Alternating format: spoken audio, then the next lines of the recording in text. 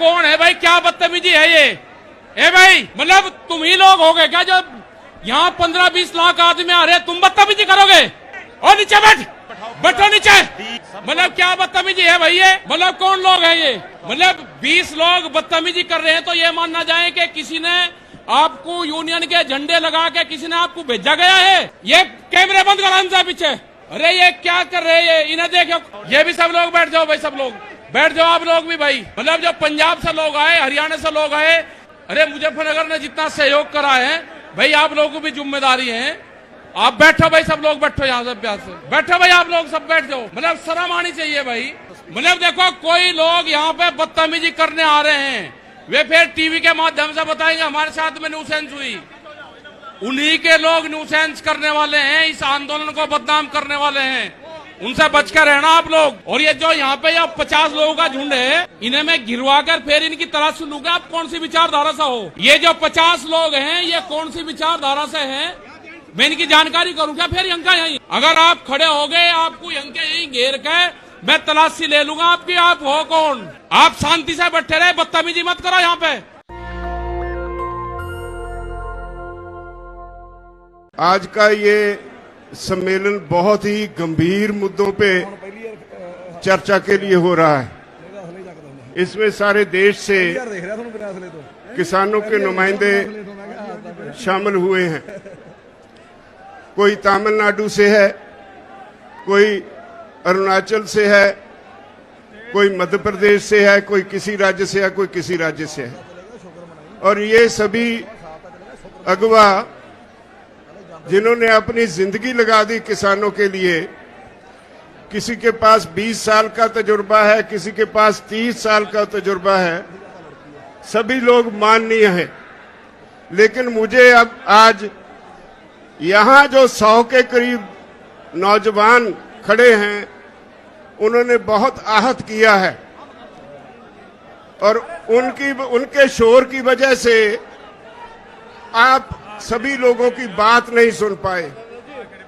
ये एक तरह से मैंने गिला किया है टिकैत साहब को कि जो अगवा यहाँ आए, एक तरह से उनकी बेइज्जती करने के बराबर है। क्या इनको कंट्रोल किया जा सकता है क्या?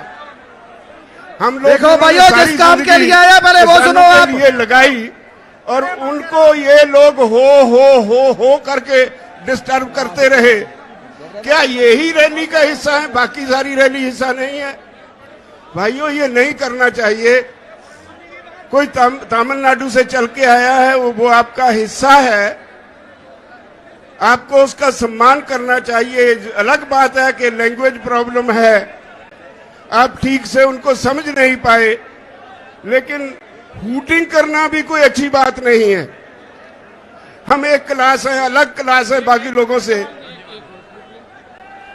अरे ये कौन है भाई? क्या बदतमीजी है ये?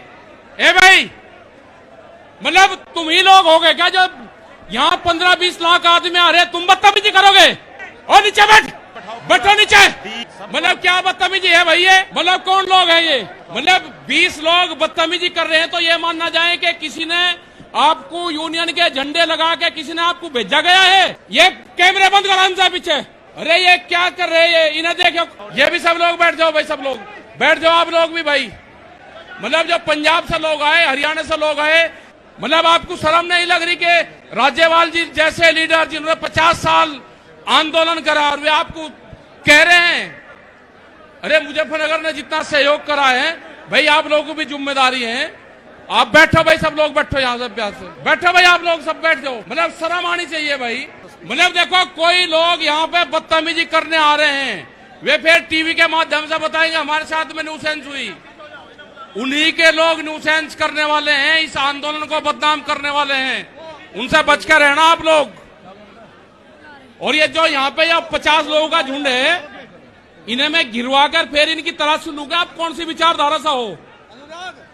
ये जो 50 लोग हैं, ये कौन सी विचारधारा से हैं, मैं इनकी जानकारी करूं क्या? फिर यंका यहीं अगर आप खड़े हो गए, आपको यंके यहीं घेर के मैं तलाशी ले लूंगा आपकी। आप हो कौन? आप शांति से बैठे रहे, बदतमीजी मत करो यहाँ पे। कि हम आप सभी से नाराज हैं। आप हमारा हिस्सा है, हमारे भाई हैं, हमारी बहनें हैं। मैं कल आ रहा था पंजाब से, जिस तरह से रास्ते में आपने लंगर लगाए, जिस तरह से आप हमें इज्जत दे रहे थे, उसके लिए मेरे पास शब्द नहीं आपका धन्यवाद करने के लिए। मुजफ्फरनगर के लोगों ने इतना प्यार दिया, पंजाब के, हरियाणा के लोग जब आ रहे थे इतना प्यार दिया, इतना सत्कार दिया, उसके लिए मेरे पास शब्द नहीं धन्यवाद देने के लिए। लेकिन ये छोटी सी घटना हुई, मैंने उस पे गिला किया। बात आप सब की है, आप सब यहां क्यों बैठे हैं ये समझना होगा। आज सारा देश एक खास तरह के संकट में है।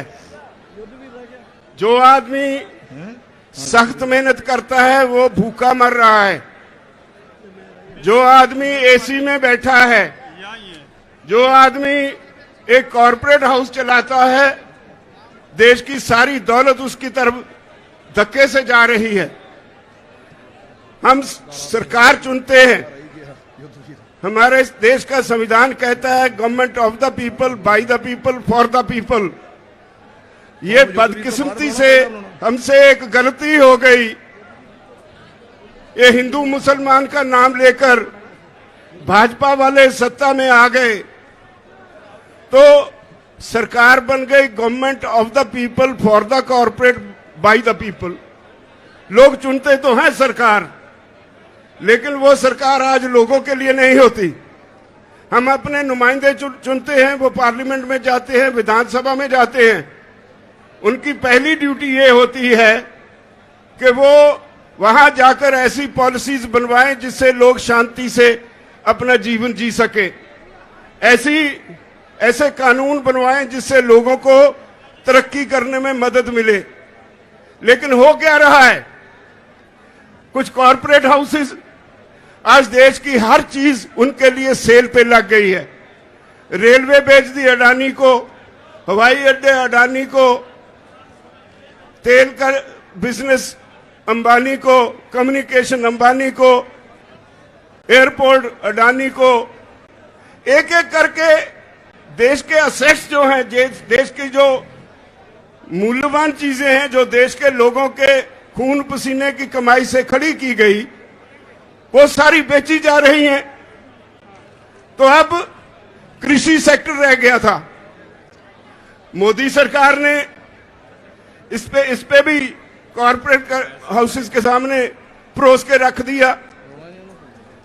सारी दुनिया का फेल हुआ मॉडल हमारे देश के किसानों पे लादने की कोशिश की जा रही है। 3 कानून बनाए, हमने 11 बार बहस की। भाइयों, मैं आपको बधाई देता हूं, इखलाक आपका बहुत बड़ा है। इखलाकी तौर पे आप ये जो केस है जीत चुके हैं, लेकिन सरकार बद इखलाक है।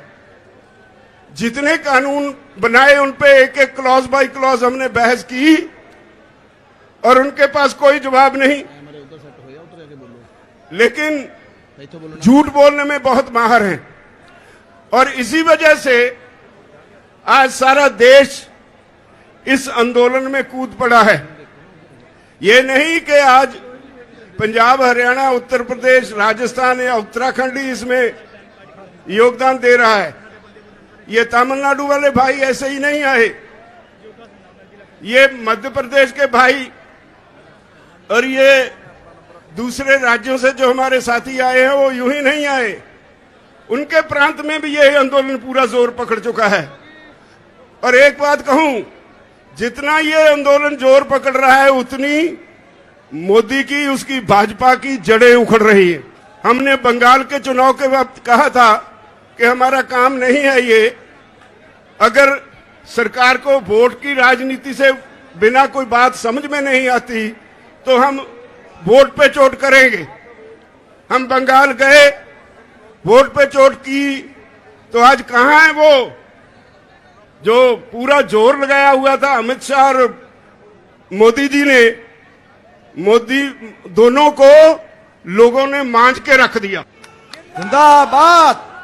अब वो कहते थे ये तो पंजाब से हैं, ये तो हरियाणा से हैं, ये तो थोड़े से यूपी से हैं, थोड़े से राजस्थान से हैं, और कभी खालिस्तानी, कभी पाकिस्तानी, कभी आंदोलनजीवी, पता नहीं क्या क्या नाम दिए हमें। जिसे अन्नदाता कहते थे उसे तरह तरह से गालियां दी गई। वो गालियां सारे देश के किसान ने सुनी और उनके दिल पे उकरी गई, और यही वजह है आज इतनी संख्या में लोग यहां आए हैं। इतनी गालियां मेरे ख्याल में अपने जीवन में इस देश का किसान तो भूल नहीं पाएगा, कभी बीजेपी को माफ नहीं करेगा। अब वो कहते हैं राजहट है, कहने के लिए जवाब कोई नहीं। 9.5 महीने से किसान बॉर्डर पे बैठा है। पंजाब का किसान तो 2 महीने पहले रेलवे की पटरियों पे भी बैठा रहा। ये तो 1 साल से ऊपर हो गया पंजाब से शुरू हुए आंदोलन को। आज सारे देश का किसान सड़कों पे है और अब भी उन्हें समझ नहीं पड़ रही। आज का आपका ये इकट्ठ, ये एक वार्निंग सिग्नल है मोदी सरकार को कि राहे रास पर आ जाओ, वरना 27 तारीख को फिर एक हमने प्रोग्राम दिया है। अभी मेरे साथी कह रहे थे 27 तारीख को भारत बंद की कॉल दी है। इससे पहले भी हमने कई कॉल्स दी। संयुक्त मोर्चा यहां से कॉल देता है और सारे देश में वो सफल हो जाती है। अब 27 सितंबर है। मेरी निवेदन है इस देश के किसानों के अलावा व्यापारी वर्ग को, मुलाजिम वर्ग को, वो गलतफहमी में है। ये आंदोलन सिर्फ किसानों का नहीं है, ये सारे देश के लोगों का आंदोलन है। देश की होंद का होंद बचाने का आंदोलन है, लोगों का अस्तित्व बचाने का आंदोलन है, भविष्य बचाने का आंदोलन है। बचोगे आप भी नहीं अगर इस किसान आंदोलन में साथ नहीं दोगे। बड़े बड़े कॉरपोरेट हाउसेस, बहुत बड़े बड़े 10-10, 20-20 एकड़ में मॉल्स खोलने के लिए तैयार हैं यहां पे। अब कॉरपोरेट हाउसेस के मन में एक पानी आ गया मुंह में। वो कहते हैं हर काम में घाटा हो सकता है, हर बिजनेस में घाटा हो सकता है, लेकिन कृषि में कभी घाटा नहीं होगा। इसलिए उन्होंने समझा कि हर आदमी खाना खाए बगैर तो जी नहीं सकता, तो जो कृषि में पैदा होता है उसको कब्जे में ले लो। आज दुनिया के विकसित देशों में, हाँ भाई फिर लगा लेना नारा, दुनिया के विकसित देशों में कॉरपोरेट हाउसेस में दौड़ लगी है जमीन खरीदने की। लाखों हेक्टेयर जमीन एक एक कॉरपोरेट हाउस खरीद रहा है। अगर वो सफल हो गए तो याद रखो, हर गरीब की रोटी अमीर कॉरपोरेट हाउस के गोदाम में कैद हो जाएगी। ये देश दोबारा फिर गुलाम हो जाएगा। इसको बचाने की जरूरत है, इसको बचाने की जरूरत महसूस करके ये सारे देश का आंदोलन बन गया है। तो मेरी सबसे निवेदन है, जो भाई दूसरे काम भी करते हैं, बारी उनकी भी आने वाली है। जब सरकार हमें ये कहती है कि भाई आपकी ये कानून वापस लेने में हमें कोई आपत्ति नहीं, लेकिन हमने बहुत से सुधार किए हैं, बहुत से लेबर लॉज बनाए हैं। अगर आपके ये कानून वापस ले लिए तो कल को लेबर वाले आके बैठ जाएंगे। तो हमने कहा कि अगर इतने पाप किए हैं तो गंगा नहा लो एक ही बार, सारे वापस ले लो। और उनके पास कोई जवाब नहीं। इसका मतलब है वो मानते हैं कानून उन्होंने गलत बनाए, संवैधानिक तौर पे गलत बनाए, देश के लोगों के खिलाफ बनाए, देश के किसान के खिलाफ बनाए। और अब जब किसान को समझ आ गई, वो इनके सर पे आके बैठ गया, तो इनको कोई रास्ता नहीं मिल रहा। वो कहते हैं हमें कोई रास्ता बताओ जिससे हमारी इज्जत बच जाए, आपका काम बन जाए। हम उनकी इज्जत बनाने के लिए तो आए नहीं, हम तो अपना हक लेने के लिए आए हैं। ये कोई छोटी बात थोड़े है कि 9-10 महीने लगातार किसान धरती पे सोए। सर्दी निकल गई, गर्मी निकल गई, बरसात निकल गई, और हमने कह दिया है इस सरकार को कि जब तक आप चाहोगे 2024 तक भी हम यहीं बैठे रहेंगे, तब तक वापस नहीं जाएंगे, जब तक कानून वापस नहीं होंगे।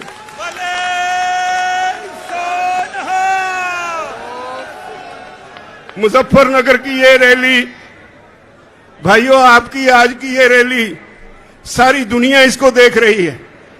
पिछले हफ्ते अमेरिका में वहां के गोरे किसानों ने आपके हक में एक बहुत जबरदस्त मुजाहरा किया और उन्होंने जो मैसेज सोशल मीडिया पे दिया वो कहते हैं, भारत के किसानों हम आपके साथ हैं, भारत के किसानों डरना मत। इन्होंने हमें डरा के कॉरपोरेट्स के चुंगल में फंसा दिया और आज हमारी हालत ये है कि कॉरपोरेट का नाम सुनते ही हमें कंपकपी छिड़ जाती है। मत डरना इनसे, आपके साथ सारी दुनिया के लोग हैं। हाउस ऑफ कॉमन्स में 2 बार बहस हो चुकी है आपके इन कानूनों के ऊपर। ऑस्ट्रेलिया में, न्यूजीलैंड में, कनाडा में, हर देश की पार्लियामेंट पे चर्चा हो गई। विदेशों में सरकार की खिल्ली उड़ रही है। तो आपके आज के इस रैली ने एक चेतावनी दी है, मैं समझता हूं, मोदी सरकार को और भाजपाइयों को। या तो वो राह रास्त पे आ जाएं, वरना अब इस आंदोलन को आप रोक नहीं पाओगे। ये घर घर चला गया। पंजाब और हरियाणा में तो स्थिति आज ये है कि कोई भी पॉलिटिकल पार्टी जाती है पंजाब में किसी गांव में, लोग उनके लीडरों को घेर लेते हैं, नहीं घुसने देते। हरियाणा में भाजपा की बोलती बंद कर दी किसानों ने। उसके चीफ मिनिस्टर को भी वो नीचे नहीं उतारने देते हेलीकॉप्टर। इन्होंने करनाल में इतनी बुरी तरह से निहत्थे किसानों को पीटा, जिसमें एक भाई हमारा शहीद भी हो गया। और हमने 6 तारीख तक वार्निंग दे रखी है हरियाणा की सरकार को कि या तो उस ऑफिसर के खिलाफ जिसने सर फोड़ने की हदायत की पुलिस को, या तो उसके खिलाफ 302 का मुकदमा दर्ज करो, नहीं तो फिर 6 तारीख को आपकी सेक्रेटरीट को घेर लेंगे। 6 तारीख को हरियाणा का किसान बड़ी संख्या में करनाल में इकट्ठा हो रहा है। हमारा वो भाई जो हमारे लिए बहुत कीमती साथी था, जो बहुत देर से आंदोलन में काम कर रहा था, वो आम गरीब किसान के परिवार से था। उसके पीछे उसकी जिम्मेदारियां रह गई। वो हम सब लोगों की जिम्मेदारी है कि हम उसकी, हमारे दिवंगत साथी की आत्मा की शांति के लिए प्रार्थना करें। और ये 6 मुझसे गलती से कहा गया, 7 तारीख को करनाल में इकट्ठ रखा गया है। अगर सरकार उस ऑफिसर के खिलाफ 302 का मुकदमा दर्ज नहीं करेगी तो हरियाणा के किसान इकट्ठे होके वहां सिविल सेक्रेटरीट को घेराव कर लेंगे, नहीं छोड़ेंगे उसको। और वो कंस्टिट्यूएंसी मुख्यमंत्री खट्टर की कंस्टिट्यूएंसी है। यूं ही नहीं उसने पुलिस को ऐसी हदायतें दी। हर सीएम अपने हलके में अपनी चॉइस के ऑफिसर रिप्यूट करता है।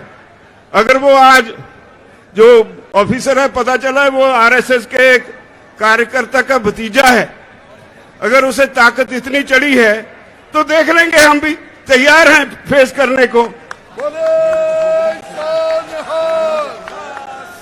अब तो पंजाब में भी शुरू हो गया। मोगा पे किसानों पे लाठियां चली, माछीवाड़ा पे वो कुछ कर नहीं पाए।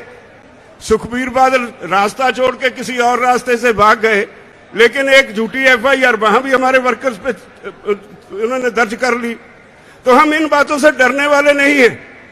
लड़ाई बहुत अहम है, लड़ाई हमारे भविष्य की है, हमारे बच्चों की है।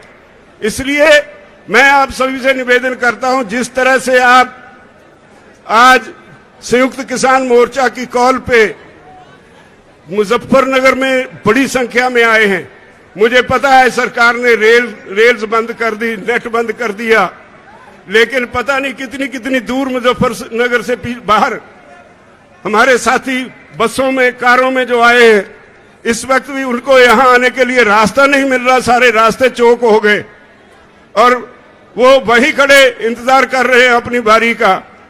जब ऐसे लोग बाहर निकल आए, आम जनता बाहर निकल आए, तो सरकारें कुछ बिगाड़ नहीं सकती। मैं समझता हूं मोदी सरकार को सोचने और समझने का समय आ गया है। वरना सरकारें बड़ी नहीं होती, लोग बड़े होते हैं। वरना सरकार को इसकी सजा जरूर मिलेगी, हर हालत में सजा मिलेगी। मैं आप सब भाइयों से एक निवेदन करना चाहता हूं। हम सभी, हमने छोटी सी कॉल दी, आप इतनी संख्या में आ गए, यूपी सारी हिल गई। मुझे लगता है जिस तरह आप आए हैं, यहां बंगाल वाला फार्मूला दोबारा दोहराने जा रहे हैं आप। बड़े सोनिहाल। इसमें कोई शक नहीं मुझे कि अगर बीजेपी को वोट पे चोट ही नजर आती है तो आज के इस समागम के बाद वोट पे चोट लगाने के लिए माहौल तैयार हो गया। मोदी जी तैयार हो जाओ, मैदान में देखेंगे। अब तो आप सभी को बहुत बहुत धन्यवाद और आप सभी से आखिर में फिर एक बार विनती, आज की रैली के बाद सो नहीं जाना। बहुत बड़ी जिम्मेदारी आपके ऊपर छोड़ के चले हैं। मैं कल से यहां आया हूं, एक रिश्तेदारी में ठहरा था। बहुत से लोग मुझे मिलने आए, एक ही बात कह के मैं क्षमा मांगूंगा। बहुत से लोग मुझे मिलने आए, जो भी आया उसने आते ही पहली एक बात कही कि ये, हर एक ने एक ही बात कही कि ये ग्राउंड ऐसी ग्राउंड है, जब मुजफ्फरनगर में इस ग्राउंड में रैली होती है और ये ग्राउंड भर जाए, इसका मतलब होता है यहां की सरकार गई। बोले सोनिहाल। सत श्री अकाल। ये इस मैदान का इतिहास है। अगर यही इतिहास है तो भगवान करे जल्दी ये हमें सफलता मिले और उसको छुट्टी मिले। वो जो आजकल परेशान हैं तो उनको छुट्टी मिले इस काम से, वो अपने घर में मंदिरों में पूजा पाठ करें। और मुझे उम्मीद है कि आप सफल होंगे, हम जीतेंगे, हर हालत में जीतेंगे। मोर्चा जीता हुआ है, कोई हरा सकता नहीं। बहुत बहुत धन्यवाद। नेशनल दस्तक की आपसे गुजारिश है कि अगर इसको बचाना चाहते हैं तो नेशनल दस्तक को सब्सक्राइब करने के लिए रेड कलर के सब्सक्राइब बटन को दबाएं, फिर बेल आइकन की घंटी दबाएं। नेशनल दस्तक को बचाने के लिए बहुत जरूरी है कि हर खबर को शेयर करें, लाइक करें, कमेंट जरूर करें।